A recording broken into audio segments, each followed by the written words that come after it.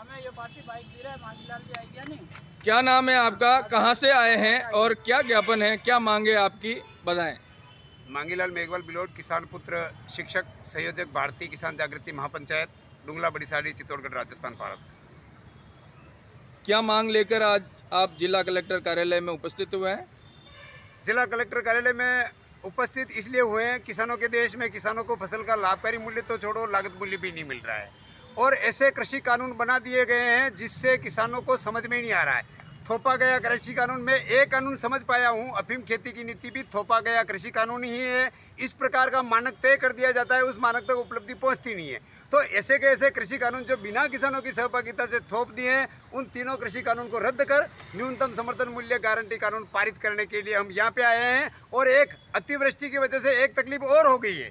मूंगफली, सोयाबीन, मक्की, उड़द, सारी फसलें अतिवृष्टि की वजह से खराब हो चुकी है। सरकार से हमारा निवेदन है उनका सर्वे करके तुरंत मुआवजा दिया जाए, क्योंकि खाद वाला भी पैसा मांग रहा है, वो ट्रैक्टर ओढ़ने वाला भी पैसे मांग रहा है, मजदूर भी छाती में खड़ा हो रहा है। मजदूर की भी क्या गलती है और हम उनको देंगे क्या? हम हमारी इज्जत को बचाने के लिए इधर इधर दौड़ते फिर रहे हैं और जिनको हम वोट दे करके दिल्ली भेजते हैं, जिनको हम वोट दे करके जयपुर भेजते हैं, वो कहते हैं क्या तकलीफ है साहब। तो तकलीफ तो क्या आपको समझ में नहीं आती? आप रोटी नहीं खाते हो क्या? मांगीलाल जी, जैसे कि बात करें कि आपको चित्तौड़ जिले में एक बड़ा अफीम किसान नेता के रूप में भी देखा जाता है, तो क्या आप यह मानते हैं कि तीनों कृषि काले जो कानून है उससे कहीं ना कहीं अफीम किसान, अफीम काश्तकार भी कुप्रभावित होंगे या लाभान्वित होंगे? क्या मानना है आपका इस तीनों कृषि कानूनों को लेकर? अफीम किसानों से संबंध में आपकी क्या राय है, बताएं। मैं इन तीनों कृषि कानून को समझा सिर्फ अफीम खेती के कानून की तरह से। अफीम खेती की नीति भी एक तरह से थोपा गया कृषि कानून है, इसी प्रकार से ये तीनों कृषि कानून भी थोपे गए हैं। तो वो थोपे गए किसान के जो कानून समझ में नहीं आ रहा है। आप तो जड़े भी खिला रहे हो लेकिन सामने वाला खाना नहीं चाह रहा, आप जबरदस्ती जड़ भी खिला क्यों रहे हो? इसका मतलब कॉन्ट्रैक्ट से आपने कॉन्ट्रैक्ट कर लिया, आप माने मनवार कर रहे हो। अपन धनी साहब में माँ को पूछो तो वो साहब भावेगे भाई साहब, आप बताओ माँ मीठी मीठी मनवार करना पता साहब पिया धनी साहब में माँ को पड़ी क्यों भावेगी? GST देखी लो, नोटबंदी देखी लो, अबे अनिशवा और तो मानो जीव लो तो बलिए। मांगीलाल जी, बात करें किस प्रकार से अफीम काश्तकार तीनों कृषि कानूनों से प्रभावित हो रहे हैं, आप क्या समझते हैं? मैं समझता हूँ अफीम खेती की नीति भी इस बार किसान हितैषी बनेगी। हम पंकज जी चौधरी साहब को नारकोटिक्स विभाग की जमीनी हकीकत बता चुके हैं।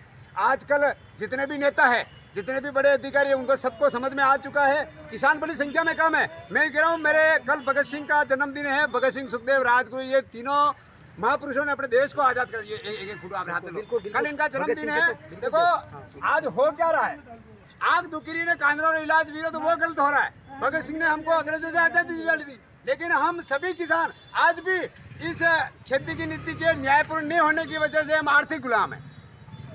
मांगीलाल जी, आप काफ़ी लंबे समय से अफीम किसानों के लिए संघर्ष कर रहे हैं। 2008 से चित्तौड़ जिला भली भांति इससे अवगत है। अभी अफीम किसानों का डोडा चूरा मुआवजे से लेकर एक बड़ा आंदोलन किया गया था। राज्य सरकार ने अभी तक आपको क्या उसके संबंध में आश्वासन दिया है या क्या कार्रवाई की गई है, उसके बारे में बताएं। न तो राज्य सरकार ने कोई आश्वासन दिया, न कोई भारत सरकार ने आश्वासन दिया। सिर्फ अच्छा हो गया तो मांगीलाल मेघवाल बिलोट ने किया और उल्टा पड़ गया तो भारत सरकार जाने, राजस्थान सरकार कहती है भारत सरकार जाने, भारत सरकार कहती है राजस्थान सरकार जाने। किसी ने कोई आश्वासन नहीं दिया। हमने सिर्फ ये कहा पिछले 2 वर्षों का डोडा चूरा तो समय पर नष्ट करने के लिए नहीं आए, तो हमने खेतों में डाल के, रोटी में डाल के नष्ट कर दिया। और इस वर्ष का डोडा चूरा हमारे पास पड़ा है, झूठ नहीं बोलेंगे साहब। इस चौराहे पे मैं टीचर हूँ, शिक्षक हूँ, मैं शिक्षक नहीं बोलूँगा तो इनको तो भाषण अगर समझ भी नहीं आएगा। तो हम कह रहे हैं भाई उस डोडा चूरा का हमको मूल्य दे दो। अगर माना कि मूल्य नहीं देते हैं तो जिस प्रकार से आप नष्ट कर रहे हो उस प्रकार से हमारे खेत खाली होते हैं, हम नष्ट कर देंगे। अब तीनों कृषि कानून जो सरकार द्वारा थोपे गए हैं, वो अगर सरकार मांगे नहीं मानती है, इन्हें रद्द नहीं करती है, तो आपके अफीम किसान जो संगठन है, चित्तौड़ जिले का बहुत ही बड़ा संगठन है, चित्तौड़ MP राजस्थान का, तो क्या वह सरकार के खिलाफ क्या एक्शन लेगी?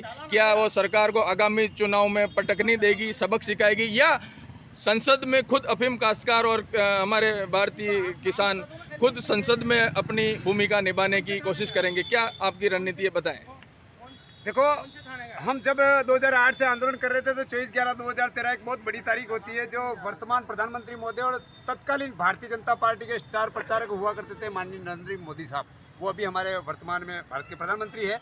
तो वो जो स्टेटमेंट 24/11/2013 को सभी पत्रकार भाइयों के सहयोग से उन्होंने बड़े हुजूम 5000 किसानों के सामने बोला था, चुनाव में किसान धरने पे बैठे, वो स्टेटमेंट मेरे पास अभी भी है। तो उस स्टेटमेंट को लेकर के हम लोग माननीय प्रधानमंत्री महोदय तक पहुंचेंगे और 3 अक्टूबर को हम लोग राजस्थान मध्य प्रदेश के हजारों किसान माननीय पंकज जी चौधरी साहब के पास पहुंचेंगे, क्योंकि अफीम खेती की नीति तो नेता और अधिकारी मिलकर बनाते हैं और खेती हम लोग करते हैं। मारपीन हम जानते नहीं, उस मारपीन को लगा करके करोड़ों की चांदी कूट गए।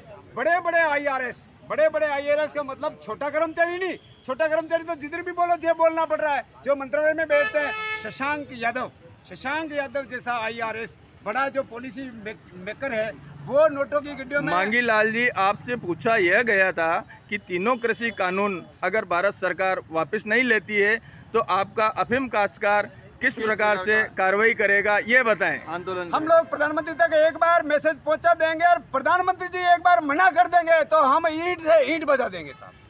धन्यवाद।